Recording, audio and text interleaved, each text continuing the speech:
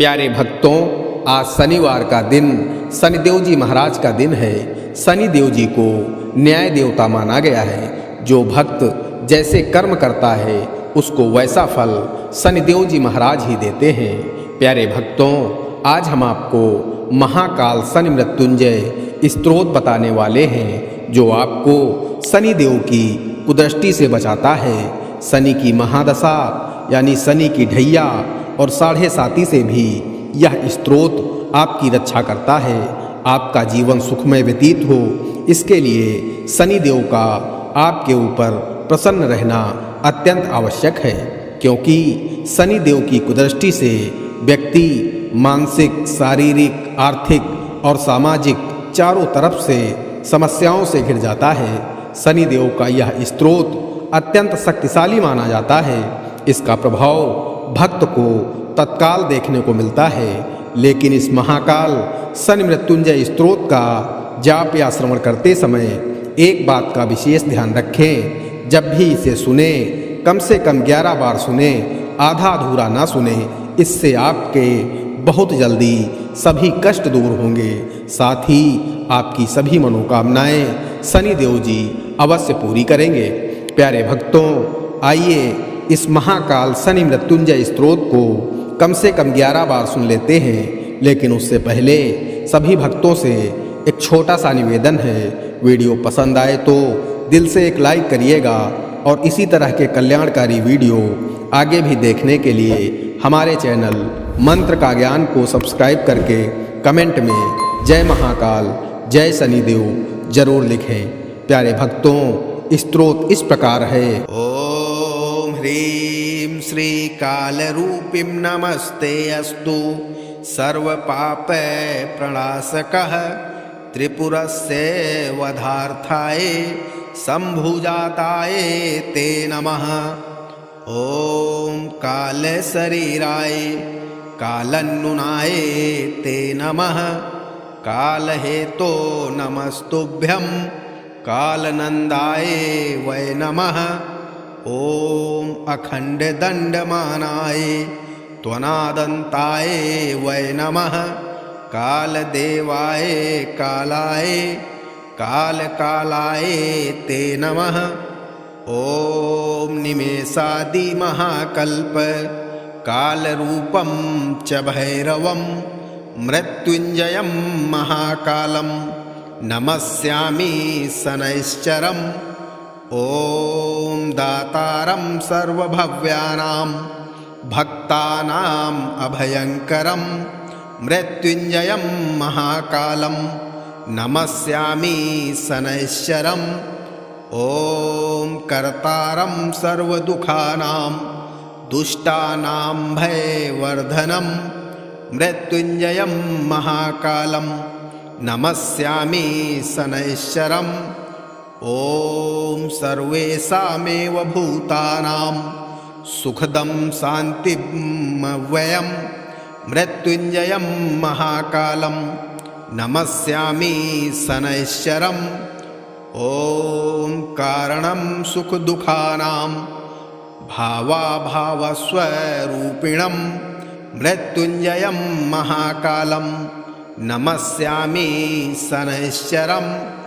ओम अकालमृत्युहरणं अपमृत्युनिवारणं मृत्युञ्जयं महाकालं नमस्यामि शनैश्चरम्। ओम कालरूपेण संसारं भक्षयतं महाग्रहं मृत्युञ्जयं महाकालं नमस्यामि शनैश्चरम्।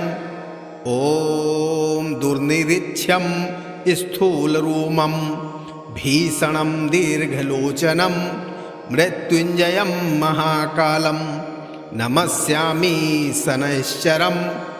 ओम ग्रहाणं ग्रहभूतं च सर्वग्रहनिवारणं मृत्युञ्जयं महाकालं नमस्यामि शनैश्चरम्।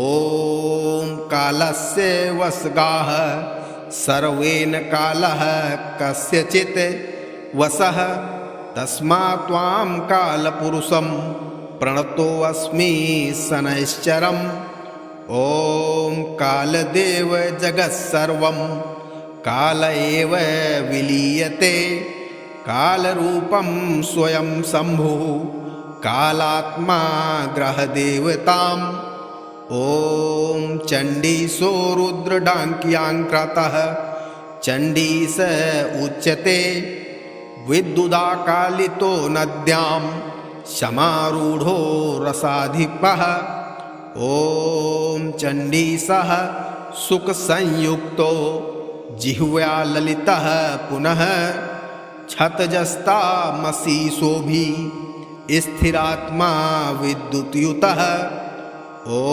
ह्रीं नमोऽन्तो मनुरित्येष शनितुष्टिकरः शिवे आद्यन्ते अष्टोत्तरशतं मनुमेनं जपेन्नरः ॐ ह्रीं श्रीकालरूपीं नमस्ते अस्तु सर्वपापप्रणाशकः त्रिपुरस्य वधार्थाय शम्भुजाताय ते नमः ॐ कालशरीराय कालन्नुनाय ते नमः कालहेतो नमस्तुभ्यं कालनन्दाय वै नमः ॐ अखण्डदण्डमानाय त्वनादन्ताय वै नमः कालदेवाय कालाय कालकालाय ते नमः ॐ निमेषादिमहाकल्प कालरूपं च भैरवं मृत्युञ्जयं महाकालं नमस्यामि शनैश्चरम् ॐ दातारं सर्वभव्यानां भक्तानाम् अभयङ्करं मृत्युञ्जयं महाकालं नमस्यामि शनैश्चरम् ॐ कर्तारं सर्वदुःखानां दुष्टानां भयवर्धनं मृत्युञ्जयं महाकालं नमस्यामि शनैश्चरम् ॐ सर्वेषामेव भूतानां सुखदं शान्तिमव्ययं मृत्युञ्जयं महाकालं नमस्यामि शनैश्चरम् ॐ कारणं सुखदुःखानां भावाभावस्वरूपिणं मृत्युञ्जयं महाकालं नमस्यामि शनैश्चरम् ॐ अकालमृत्युहरणम् अपमृत्युनिवारणं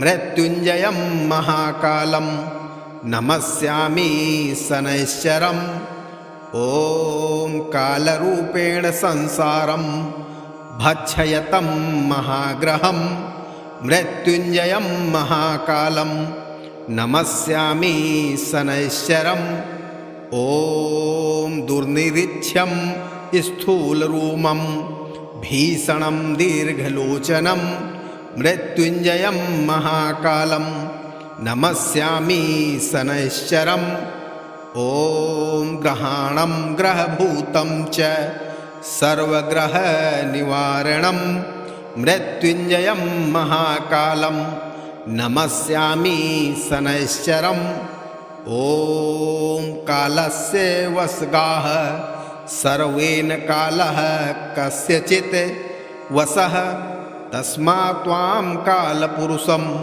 प्रणतोऽस्मि शनैश्चरम् ॐ कालदेव जगत्सर्वं काल एव विलीयते कालरूपं स्वयं शम्भुः कालात्मा ग्रहदेवताम् ॐ चण्डीसो रुद्रडाङ्क्याङ्क्रतः चण्डीस उच्यते विद्युदाकालितो नद्यां समारूढो रसाधिपः ॐ चण्डीसः सुखसंयुक्तो जिह्व्या ललितः पुनः छतजस्तामसीसोऽभि स्थिरात्मा विद्युतयुतः ॐ ह्रीं नमोऽन्तो मनुरित्येष सनितुष्टिकरः शिवे आद्यन्ते अष्टोत्तरशतं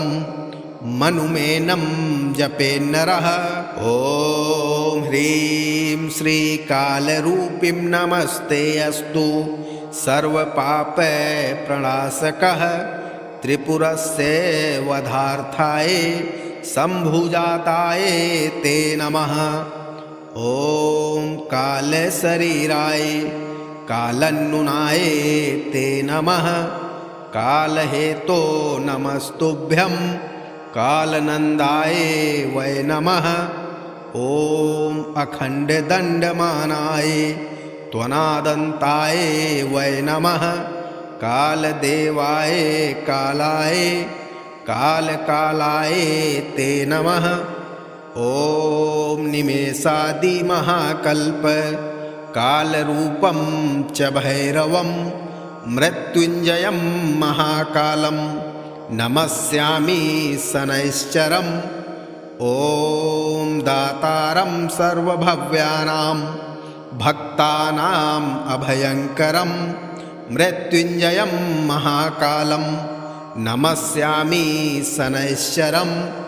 ॐ कर्तारं सर्वदुःखानां दुष्टानां भयवर्धनं मृत्युञ्जयं महाकालं नमस्यामि शनैश्चरम्। ॐ सर्वेषामेव भूतानां सुखदं शान्तिमव्ययं मृत्युञ्जयं महाकालं नमस्यामि शनैश्चरम्। ॐ कारणं सुखदुःखानां भावाभावस्वरूपिणं मृत्युञ्जयं महाकालं नमस्यामि शनैश्चरम्। ॐ अकालमृत्युहरणम् अपमृत्युनिवारणं मृत्युञ्जयं महाकालं नमस्यामि शनैश्चरम्। ॐ कालरूपेण संसारं भक्षयतं महाग्रहं मृत्युञ्जयं महाकालं नमस्यामि शनैश्चरम्। ॐ दुर्निरीक्ष्यं स्थूलरूपं भीषणं दीर्घलोचनं मृत्युञ्जयं महाकालं नमस्यामि शनैश्चरम्। ॐ ग्रहाणं ग्रहभूतं च सर्वग्रहनिवारणं मृत्युञ्जयं महाकालं नमस्यामि शनैश्चरम्। ॐ कालस्य वशगाः सर्वेन कालः कस्यचित् वशः तस्मात् त्वां कालपुरुषं प्रणतोऽस्मि शनैश्चरम्। ॐ कालदेव जगत्सर्वं काल एव विलीयते कालरूपं स्वयं शम्भुः कालात्मा ग्रहदेवताम्। ॐ चण्डीसो रुद्रडाङ्क्याङ्कृतः चण्डीस उच्यते विद्युदाकालितो नद्यां समारूढो रसाधिपः। ॐ चण्डीसः सुखसंयुक्तो जिह्वा ललितः पुनः छतजस्तामसीशोभि स्थिरात्मा विद्युतयुतः। ॐ ह्रीं नमोऽन्तो मनुरित्येष शनितुष्टिकरः शिवे आद्यन्ते अष्टोत्तरशतं मनुमेनं जपे नरः। ॐ ह्रीं श्रीकालरूपीं नमस्ते अस्तु सर्वपापप्रणाशकः त्रिपुरस्य वधार्थाय शम्भुजाताय ते नमः। ॐ कालशरीराय कालन्नुनाय ते नमः। कालहेतो नमस्तुभ्यं कालनन्दाय वै नमः। ॐ अखण्डदण्डमानाय त्वनादन्ताय वै नमः। कालदेवाय कालाय कालकालाय ते नमः। ॐ निमेषादिमहाकल्प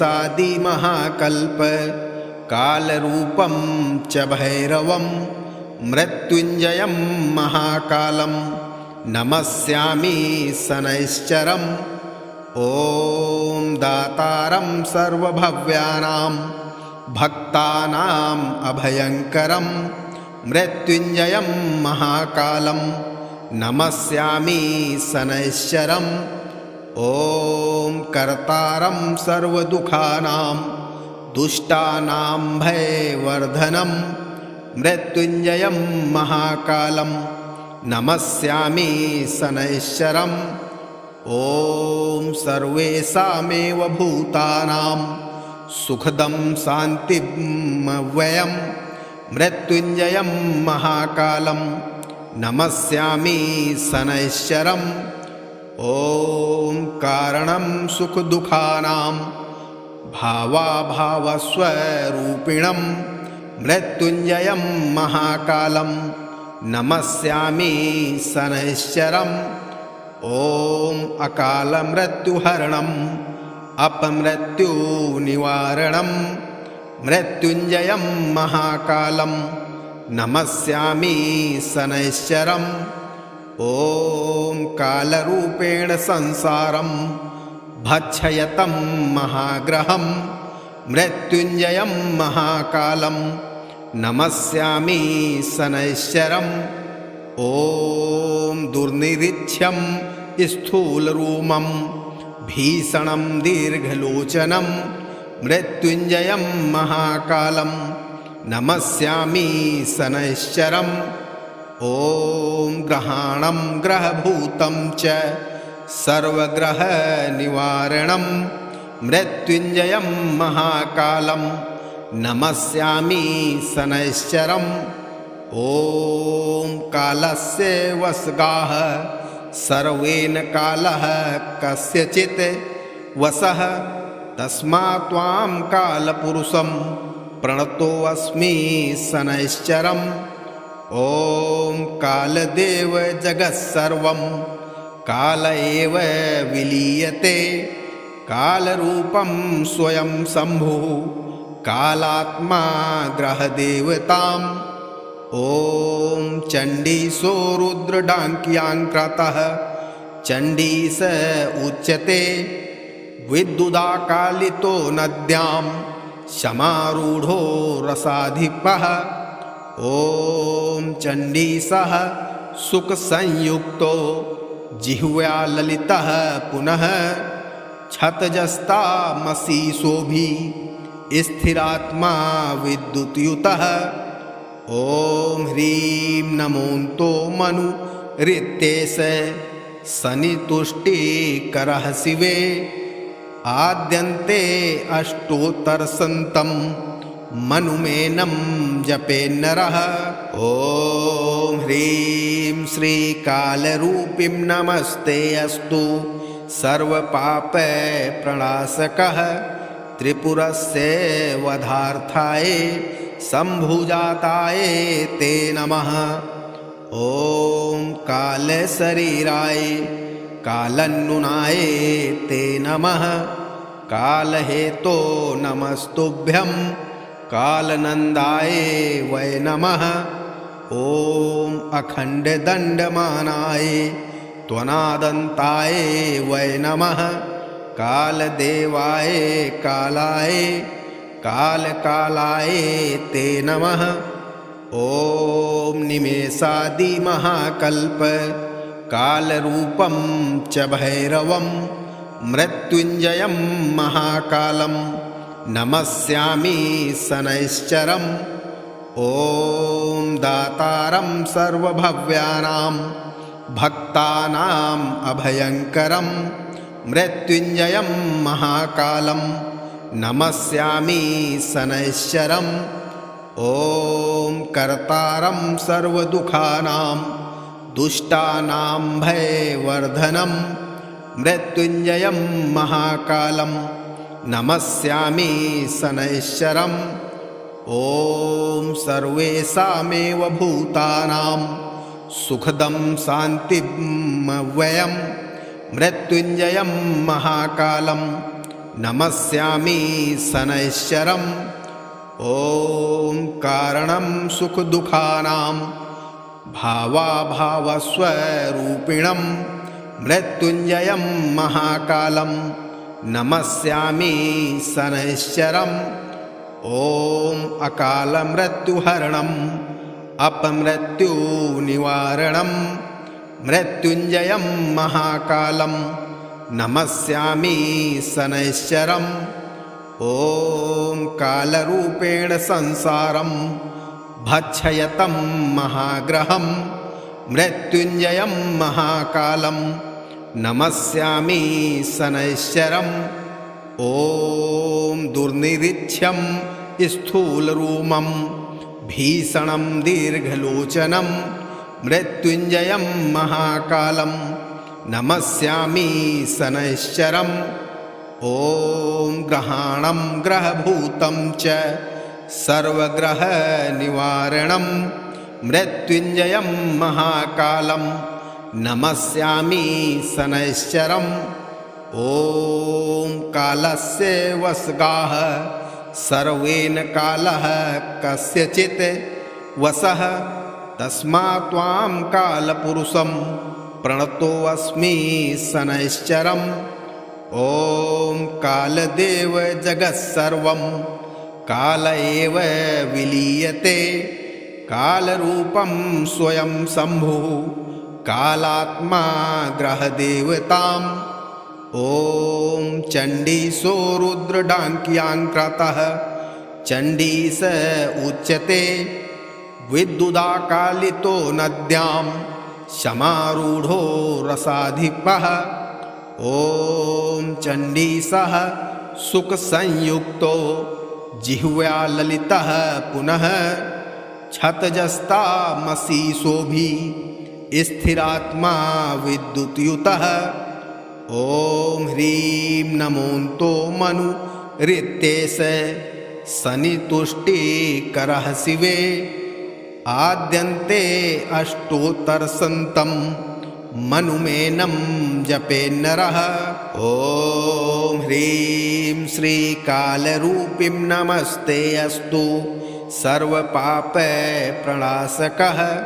त्रिपुरस्य वधार्थाय शम्भुजाताय ते नमः ॐ कालशरीराय कालन्नुनाय ते नमः कालहेतो नमस्तुभ्यं कालनन्दाय वै नमः ॐ अखण्डदण्डमानाय त्वनादन्ताय वै नमः कालदेवाय कालाय कालकालाय ते नमः ॐ निमेषादिमहाकल्प कालरूपं च भैरवं मृत्युञ्जयं महाकालं नमस्यामि शनैश्चरम् ॐ दातारं सर्वभव्यानां भक्तानाम् अभयङ्करं मृत्युञ्जयं महाकालं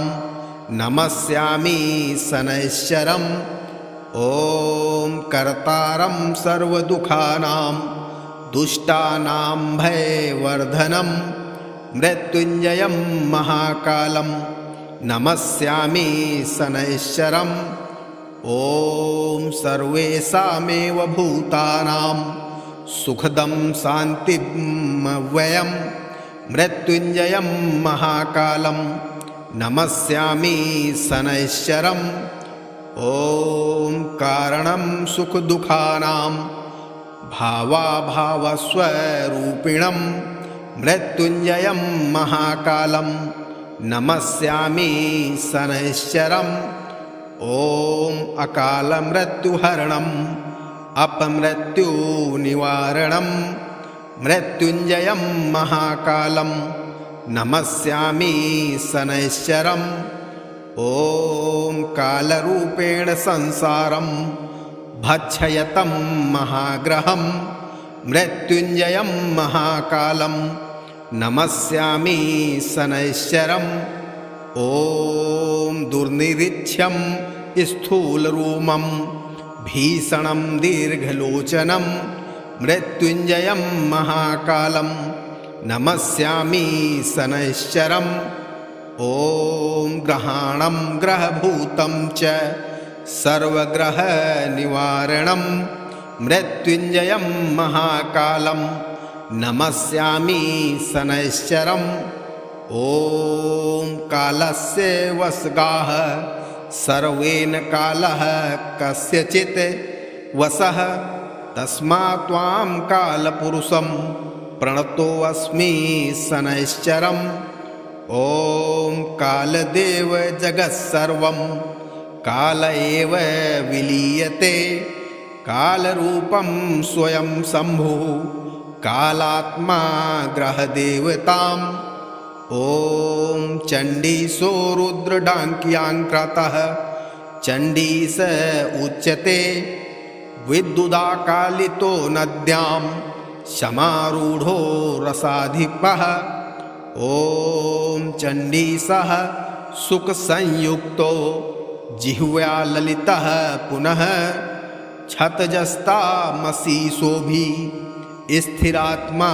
विद्युतयुतः ॐ ह्रीं नमोऽन्तो मनुरित्येष शनितुष्टिकरः शिवे आद्यन्ते अष्टोत्तरशतं मनुमेनं जपेन्नरः ॐ ह्रीं श्रीकालरूपीं नमस्ते अस्तु सर्वपापप्रणाशकः त्रिपुरस्य वधार्थाय शम्भुजाताय ते नमः ॐ कालशरीराय कालन्नुनाय ते नमः कालहेतो नमस्तुभ्यं कालनन्दाय वै नमः ॐ अखण्डदण्डमानाय त्वनादन्ताय वै नमः कालदेवाय कालाय कालकालाय ते नमः ॐ निमेषादिमहाकल्प कालरूपं च भैरवं मृत्युञ्जयं महाकालं नमस्यामि शनैश्चरम् ॐ दातारं सर्वभव्यानां भक्तानाम् अभयङ्करं मृत्युञ्जयं महाकालं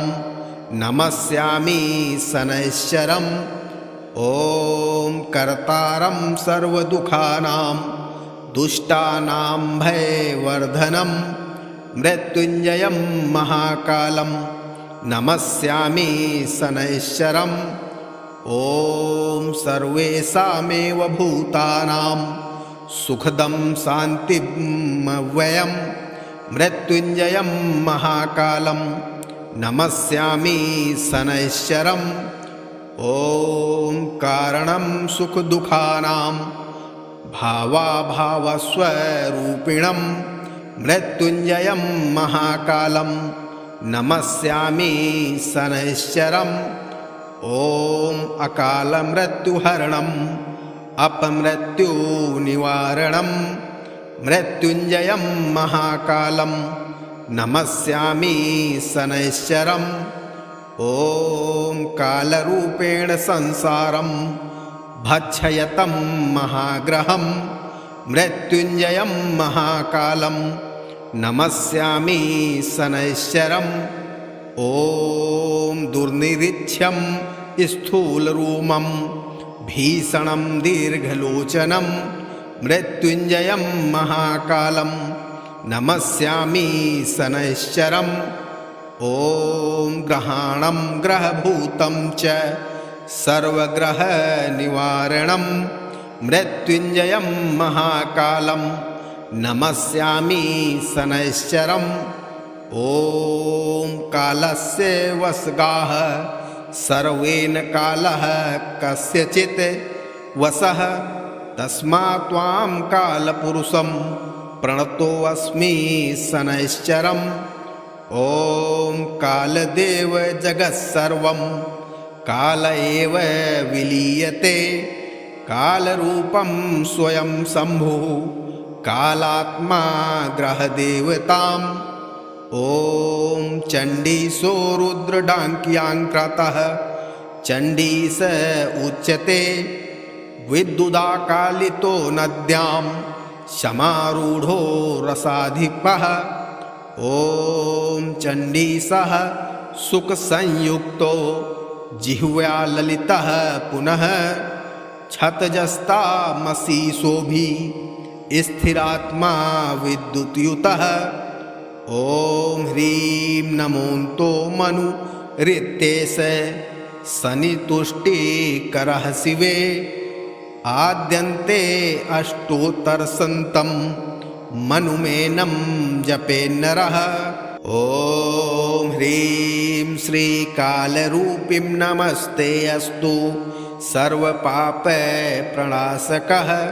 त्रिपुरस्य वधार्थाय शम्भुजाताय ते नमः ॐ कालशरीराय कालन्नुनाय ते नमः कालहेतो नमस्तुभ्यं कालनन्दाय वै नमः ॐ अखण्डदण्डमानाय त्वनादन्ताय वै नमः कालदेवाय कालाय कालकालाय ते नमः ॐ निमेषादिमहाकल्प कालरूपं च भैरवं मृत्युञ्जयं महाकालं नमस्यामि शनैश्चरम् ॐ दातारं सर्वभव्यानां भक्तानाम् अभयङ्करं मृत्युञ्जयं महाकालं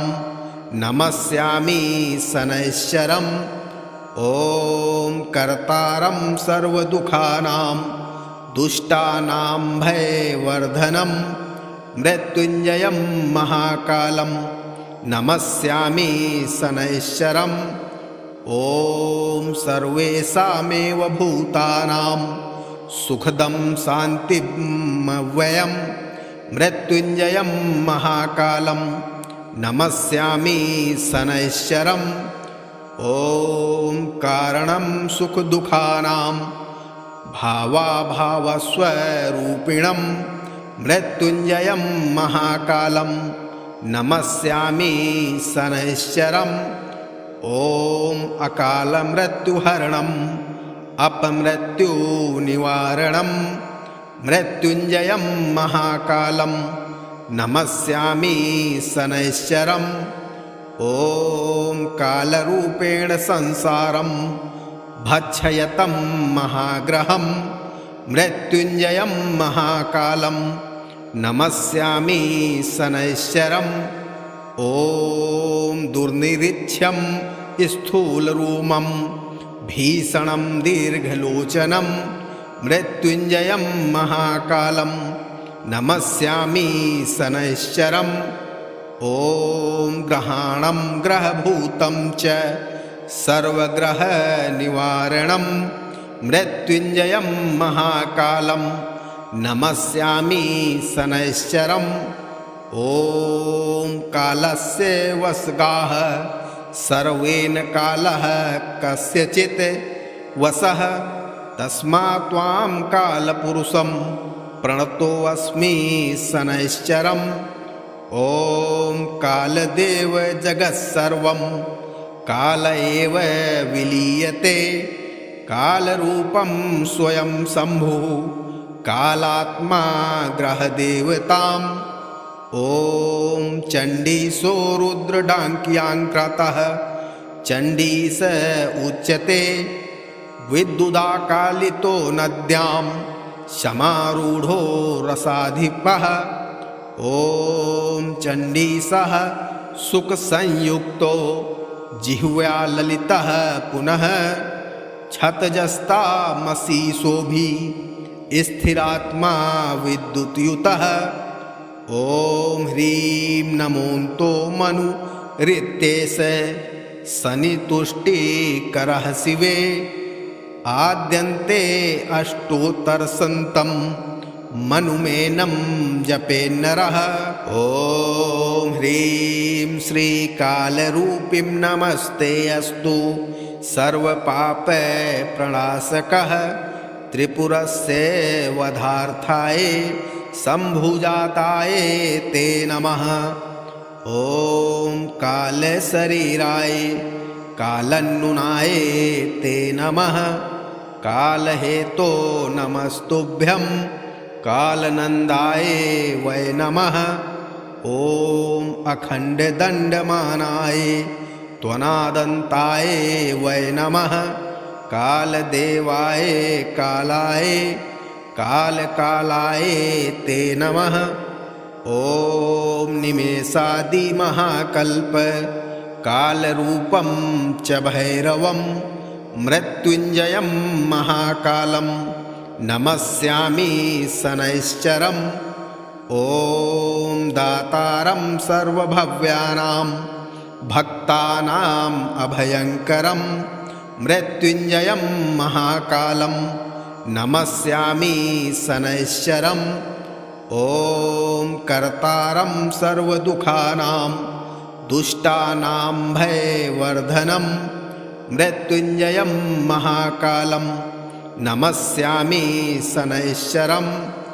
ॐ सर्वेषामेव भूतानां सुखदं शान्तिमव्ययं मृत्युञ्जयं महाकालं नमस्यामि शनैश्चरम्।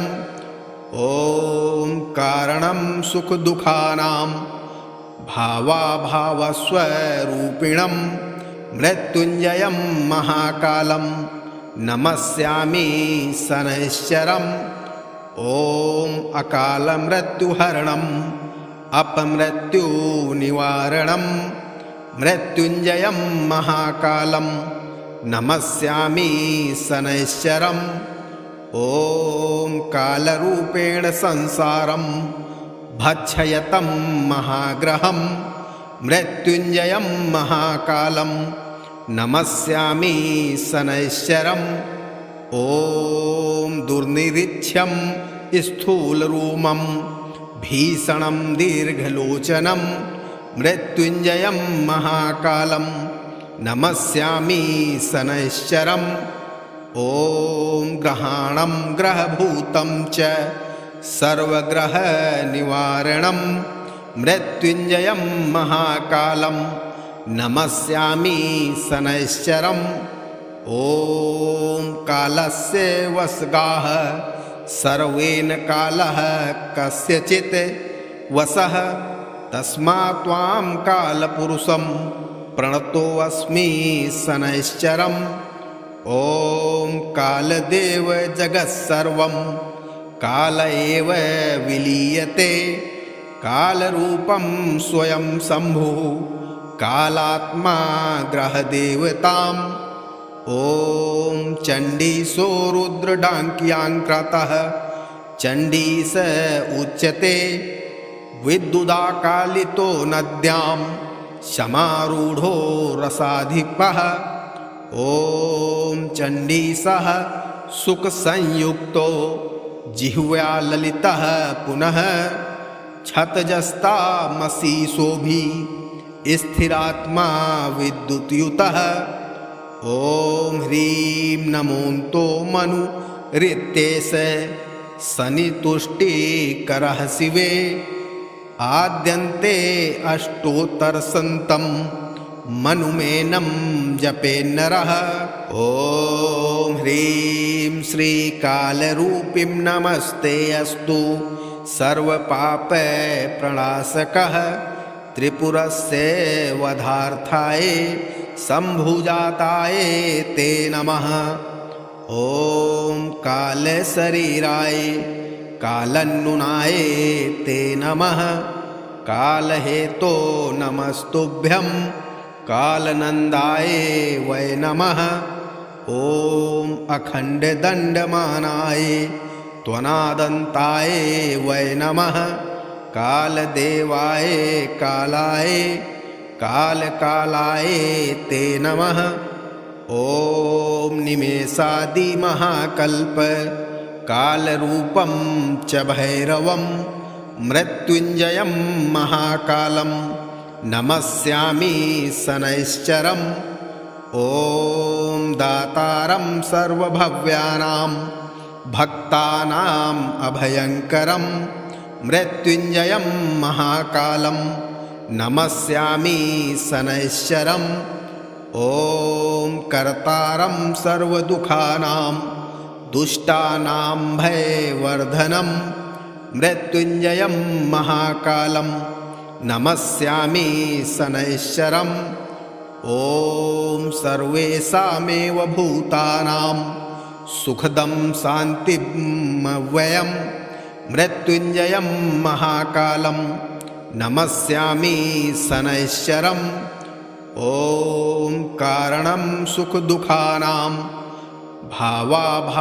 भावाभावस्वरूपिणं मृत्युञ्जयं महाकालं नमस्यामि शनैश्चरम् ॐ अकालमृत्युहरणम् अपमृत्युनिवारणं मृत्युञ्जयं महाकालं नमस्यामि शनैश्चरम् ॐ कालरूपेण संसारं भक्षयतं महाग्रहं मृत्युञ्जयं महाकालं नमस्यामि शनैश्चरम् ॐ दुर्निरीक्ष्यं स्थूलरूपं भीषणं दीर्घलोचनं मृत्युञ्जयं महाकालं नमस्यामि शनैश्चरम् ॐ ग्रहाणं ग्रहभूतं च सर्वग्रहनिवारणं मृत्युञ्जयं महाकालं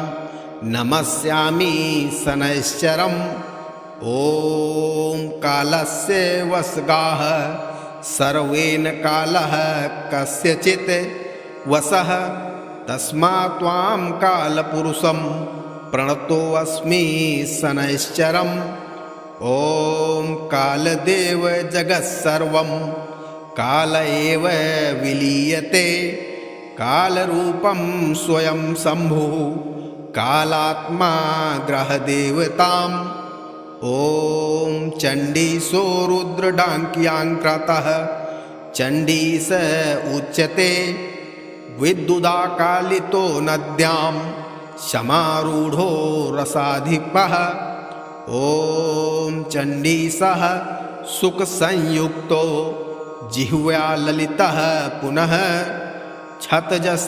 छतजस्तामसीसोऽभि स्थिरात्मा विद्युत्युतः ॐ ह्रीं नमोऽन्तो मनुरित्येष शनितुष्टिकरः शिवे आद्यन्ते अष्टोत्तरशतं मनुमेनं जपेन्नरः ॐ ह्रीं श्रीकालरूपीं नमस्ते अस्तु सर्वपापप्रणाशकः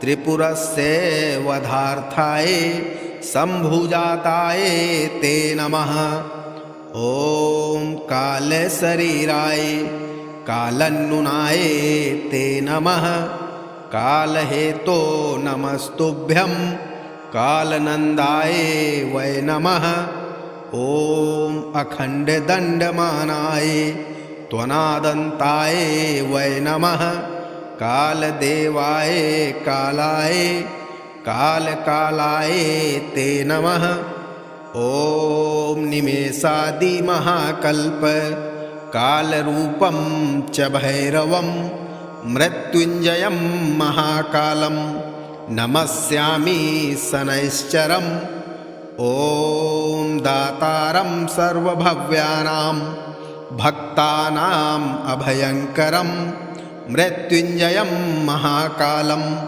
नमस्यामि शनैश्चरम् ॐ कर्तारं सर्वदुःखानां दुष्टानां भयवर्धनं मृत्युञ्जयं महाकालं नमस्यामि शनैश्चरम् ॐ सर्वेषामेव भूतानां सुखदं शान्तिमव्ययं मृत्युञ्जयं महाकालं नमस्यामि शनैश्चरम् ॐ कारणं सुखदुःखानां भावाभावस्वरूपिणं मृत्युञ्जयं महाकालं नमस्यामि शनैश्चरम् ॐ अकालमृत्युहरणम् अपमृत्युनिवारणं मृत्युञ्जयं महाकालं नमस्यामि शनैश्चरम् ॐ कालरूपेण संसारं भक्षयतं महाग्रहं मृत्युञ्जयं महाकालं नमस्यामि शनैश्चरम् ॐ दुर्निरीक्ष्यं स्थूलरूपं भीषणं दीर्घलोचनं मृत्युञ्जयं महाकालं नमस्यामि शनैश्चरम् ॐ ग्रहाणं ग्रहभूतं च सर्वग्रहनिवारणं मृत्युञ्जयं महाकालं नमस्यामि शनैश्चरम् ॐ कालस्य वसगाः सर्वेन कालः कस्यचित् वसः तस्मात् त्वां कालपुरुषं प्रणतोऽस्मि शनैश्चरम् ॐ कालदेव जगत्सर्वं काल एव विलीयते कालरूपं स्वयं शम्भुः कालात्मा ग्रहदेवताम् ॐ चण्डीसो रुद्रडाङ्क्याङ्कृतः चण्डीस उच्यते विद्युदाकालितो नद्यां समारूढो रसाधिपः ॐ चण्डीसः सुखसंयुक्तो जिह्व्या ललितः पुनः क्षतजस्तामसीसोऽभि स्थिरात्मा विद्युतयुतः ॐ ह्रीं नमोऽन्तो मनुरित्येष शनितुष्टिकरः शिवे आद्यन्ते अष्टोत्तरशतं मनुमेनं जपे नरः।